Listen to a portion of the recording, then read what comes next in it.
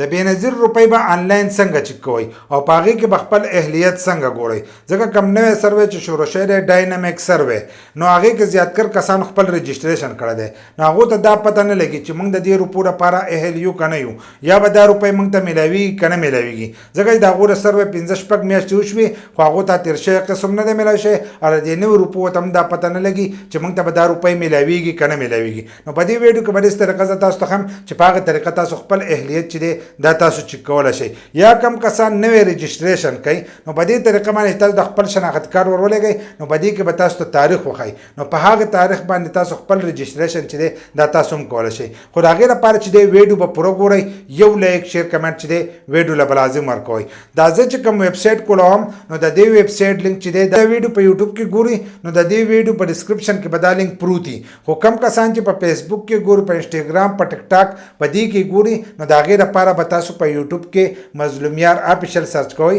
نو بیا به دا ویډیو راوړئ نو د دې په ډسکرپشن کې چې دی دغه لینک به تاسو ته میلاو شي نو د هغې نه وروسته تاسو خپل اهلیت چې دی دا تاسو چک کولی شئ نو زه موبایل سکرین ته او باقي طریقه چې ده هلته کې زده کوو چې خپل اهلیت به څنګه چک کوو او خپلې روپۍ چې دي دا به څنګه چک کوو موبایل سکرین ته رالو څنګه چې تاسو په هغې لینک باندې کلیک کوئ نو تاسو ته به دا ویبسایټ چې دی دا به تاسو ته کولی شي د دې نه مخکې هم د ویبسایټ په تور باندې چې دی دا موږ چک کول نو په هغې کې به یې دغه چټۍ نمبر غوښتلو د شناختي کارت به یې غوښتو نو بس په دې کې خالي د شناختي کارت نمبر چې دی دا غواړي نو دا اکثر په دې باندې ډېر راشي نو په بعض ټایم کې چې دی دا ویبسایټ چې دی دا کار نه کوي یا په څه وخت کې چې دی دا بلاک کړي اوس ډېر وخت چې دی هغه بل ویبسایټ چې دی هغه یې بلاک کړی نو دی اوس نوی اپډیټ کړی دی نو په دې کې به تاسو د خپل شناختي کارت نمبر چې دی به دې له پاسنۍ خانه کې به تاسو د خپل شناختي کارت نمبر لیکئ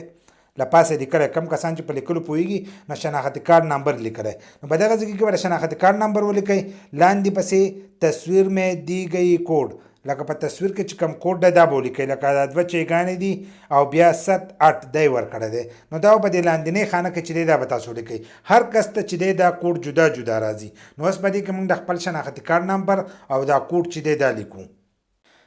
چې څنګه د شناختي کارت نمبر ولیکلو او کوډ یې ولیکو نو لاندې به تاسو ته د شنه پټه ښکارېږي معلوم کړئ پکې لیکلی دی دا چې دی دا به له ځان سره دغه شانتې ووایئ چې څنګه ووایي نو تاسو ته به ورپسې مخ چې دی دا به تاسو ته کولاو شي نو په هغې کې به ستاسو د شناختي کارت نمبر هم راشي او تاسو ته به یې ورکړي دلته کې چې ستاسو روپۍ شته که نه شته یا تاسو د دې لپاره اهل یې که نه یې دلته اوس موږ ته لیکلی چې برای مهرباني سروے میں اندراج کے لیے اپنے قریبی رجسٹریشن سینٹر پر تشریف لے جائیے په دې کې موږ ته دا لیکلي دي ځکه زموږ ریکارډ چې دی په دې کې نه دی موجود نو کله کومو کسانو هغه نه موجود نو هغو ته به یې داسې لیکلی یا په دې کې تاسو له تاریخ هم درکړی چې په دغې تاریخ باندې لاړ شئ د چا چې پیسې او پیسې راغلي نو تاسو ته به وایي چې دا پیسې چې دي د خپلې روپۍ چې دی تاسو د نږدې ځای نه چې دی هغه روپۍ راواخلئ بس په دې طریقې سره تاسو خپل اهلیت او خپلې پیسې چې دی تاسو چک کولی شئ خو په دې کوم ځای کې چې تاسو شناختي کارت ورکوئ نو د هغه سړي شناختي کارت نمبر به تاسو ورکوئ چې کم کس رجسټریشن کړی چې رجسټریشن یې کړی نو د هغه نمبر چې دی